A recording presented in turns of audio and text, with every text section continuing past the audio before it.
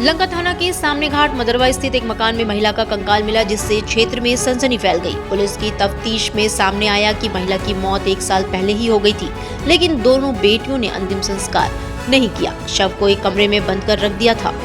सूचना के बाद पुलिस अधिकारी मौके पर पहुंचे। पुलिस घटना की छानबीन कर रही है। लंका थाना के सामने घाट मदरवा निवासी उषा त्रिपाठी की लंबी बीमारी के बाद दिसंबर 2022 में मौत हो गई थी।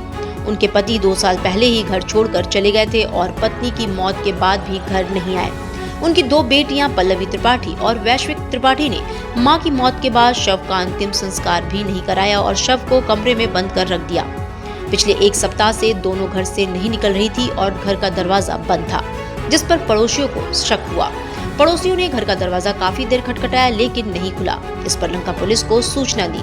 सूचना के बाद पुलिस मौके पर पहुंची। काफी देर खटखटाने के बाद जब मकान का दरवाजा नहीं खुला तो पुलिस दरवाजा तोड़कर अंदर दाखिल हुई।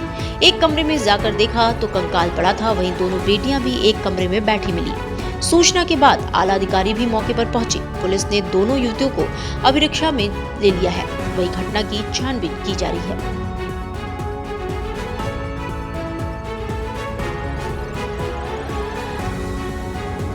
उस घर में एक महिला और उनकी 2 बच्चियां रहती थी और पति बाहर रहते थे।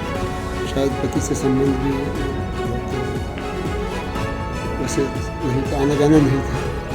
तो ये महिला की मौत हो गई और इन बच्चियों ने किसी को बताया नहीं। उसी घर में रह रही थी और जब आसपास के लोगों ने शिकायत की तो पुलिस ने चेक किया तो ये उनकी जो कंकाल टाइप स्थिति हो गई वो मिली है। उनको पोस्टमार्टम के लिए भेजा गया है और प्रकरण की जांच की जा रही है।